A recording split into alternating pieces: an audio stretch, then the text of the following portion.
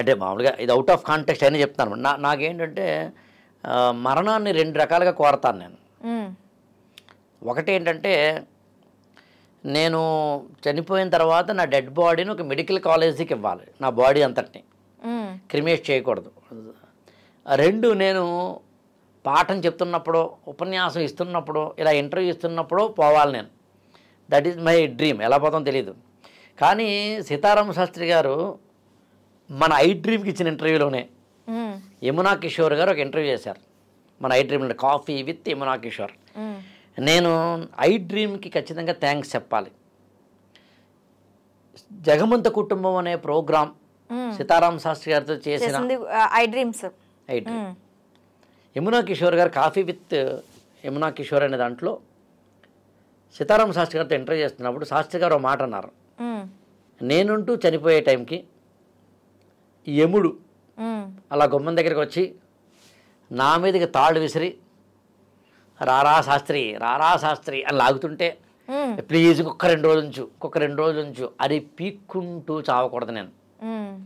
యముడు వచ్చి పాసాలు విసిరి రా అంటే ఐఎమ్ రెడీ, ఐఎమ్ కమింగ్ అనగలగాలి అని. నిజంగా శాస్త్రి గారి యొక్క మరణం అలాగే జరిగింది. క్యాన్సర్ అనేది చాలా ఏమంటామంటే మానసికంగా మనం కృంగిపోతామేమో తప్ప, శారీరక బాధ ఉంటుందేమో తప్ప, శారీరక బాధ వచ్చేసాయి కాబట్టి అది పెద్ద ఇదేమీ కాదు. ఆయన హాస్పిటల్ బెడ్ మీద వెళ్ళారు, ఆపరేషన్ అయ్యింది, ఆపరేషన్ సక్సెస్ అయ్యింది. 3-4 రోజులకే ఆయన మరణం జరిగింది. సక్సెస్ అయిన తర్వాత మరణం ఎందుకు జరిగింది అనేది ఒకసారి మనం పక్కన పెడదాం.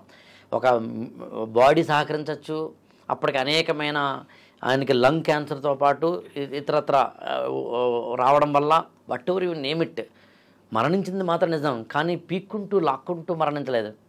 అందుకనే అబ్దుల్ కలాం గారు కూడా ఒక ఉపన్యాసంలో 1970s 80s ఒక ఉపన్యాసంలో చెప్పారు ఆయన, ఇలా నేను మరణాన్ని అంటే ఆయన after is what we call retirement తర్వాత నేను ఒక టీచర్గా స్థిరపడాలనుకుంటున్నాను, టీచింగ్ చేస్తూ చావాలనుకుంటున్నాను చెప్పారు ఆయన.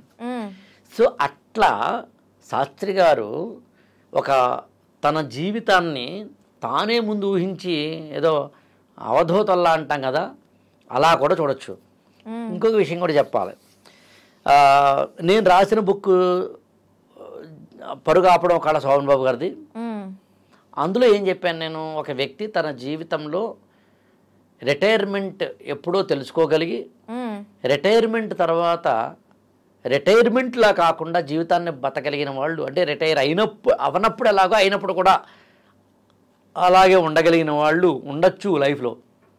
ఇప్పుడు మీరున్నారు, ఇవాళ బాగానే వర్క్ చేసుకుంటారు, 60 70 వచ్చేంత మీరే కదా ఎవరైనా చేయలేం. కానీ 60 70 ఇవాళ ప్లాన్ చేసుకోవడం అనేది మనిషి తత్వం అనే దాంట్లోంచి ఆయన. అలాగే రెండో book that is YSR, book పేరు అది, that is YSR. YS Rajasekhara Reddy 1978 ఆ ప్రాంతంలో ఫస్ట్ టైం ఎమ్మెల్యే అవ్వడం మొదలుకొని ఆయన సీఎం అవ్వడం వరకు ఏ ప్రస్థానం సాగింది అనేదాన్ని 2004 ఆయన సీఎం అయ్యేంత వరకు రాశా. వ్యక్తిత్వ వికాస కోణంలో ఒక నాయకుడు అనేవాడు ఎలా ఎదుగుతాడు లాంటివి.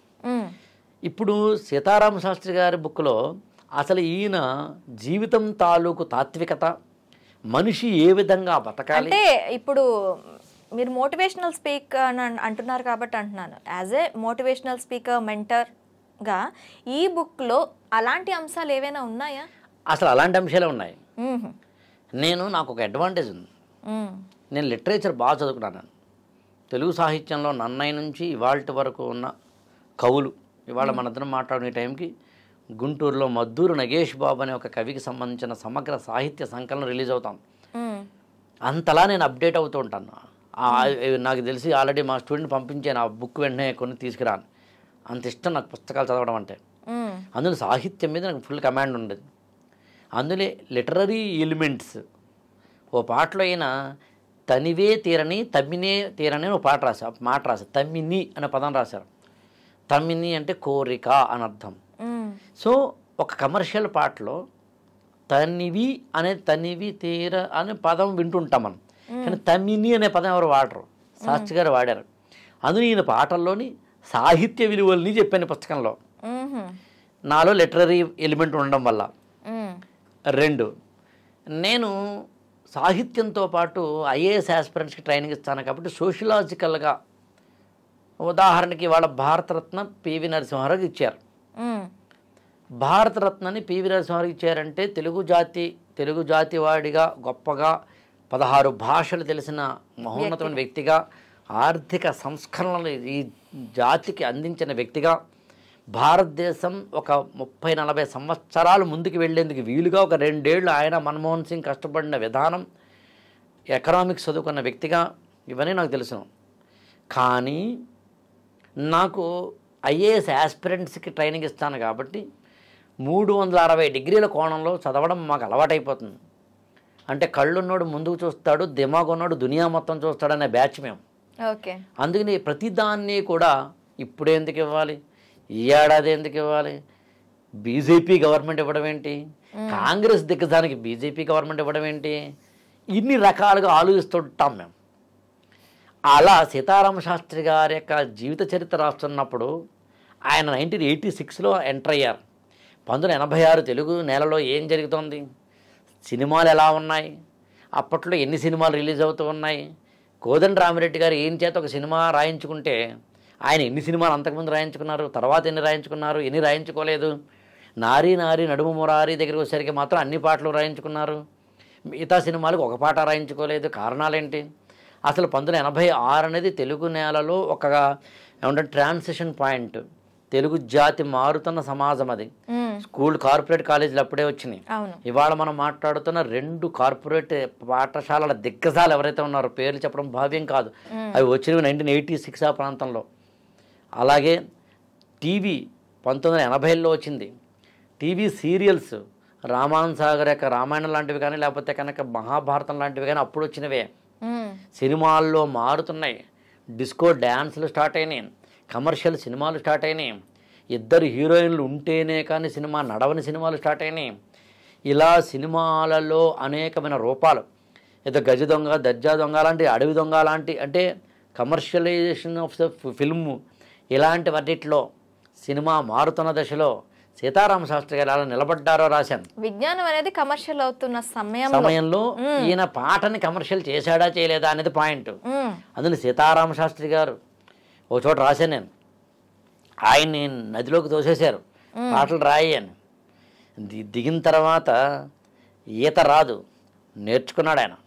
అలా అని చెప్పి ఏటి వాళ్ళకో ప్రవాహానికో కొట్టుకుపోలేదు, లొంగిపోలేదు. ప్రవాహానికి ఎదురీదాడు ఆయన, ఎదురీది ఆ గట్టుకు వెళ్ళాడు, కొత్త గట్టుని చూపించాడు, కొత్త పాటని చూపించాడు, కొత్త పదాన్ని చూపించాడు. అంతకుముందు ఎవరు వాడని పదాలు, కొత్త పదాలు, కమర్షియలైజేషన్ ఆఫ్ ద సాంగ్స్లో ఈజీగా రాసే కొన్ని క్యాచీ పదాలు ఉంటాయి, అవి కానివి రాశారు. ఇన్ని రకాలుగా ఆయన మనం తీసుకొచ్చాం. అంటే లిటరీ అయింది, సోషలాజికల్ పాయింట్ అయింది. ఈ 2 కాకుండా మోటివేషనల్ పాయింట్. ఎలా నిలబడ్డాడు ఆయన, ఎలా పోరాడాడు ఆయన, ఎలా విలువలు కట్టుబడి ఉన్నాడు ఆయన. చివరిలో 2000 తర్వాత ఆయనకి సినిమా పాటలు తగ్గినాయి. ఒకప్పుడు 1997 ఆ ప్రాంతంలో సంవత్సరానికి ఆయన 150-170 పాటలు రాస్తే 2006, 7, 10, 2019 ఆ ప్రాంతాల్లో సంవత్సరానికి 5-6 పాటలే రాశారు ఆయన.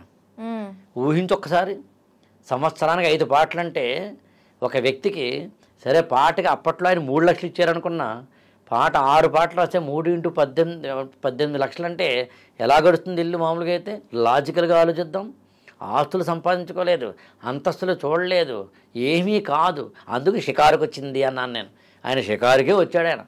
ఆయనకి ఏవి పట్టనట్టుగానే ఉన్నాడు, దేనికి లొంగనట్టుగానే ఉన్నాడు, దేన్ని ఖాతరు చేయనట్టుగానే ఉన్నాడు, స్వేచ్ఛాజీవిగానే ఉన్నాడు, కానీ పాటకి బద్ధుడే ఉన్నాడు.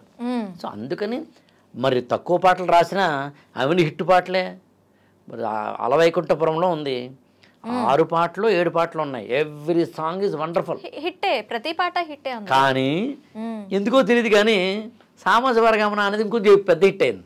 అవును, అందులో ఏదో తెలియని ఒక మాధుర్యమో సంథింగ్ కనిపిస్తుంది మనకి. ఏంటంటే చెప్పలేం. సీతారామ శాస్త్రి గారు ఏ సినిమాలైనా ఒక పాట రాసినా అది అలా రాశారు ఆయన.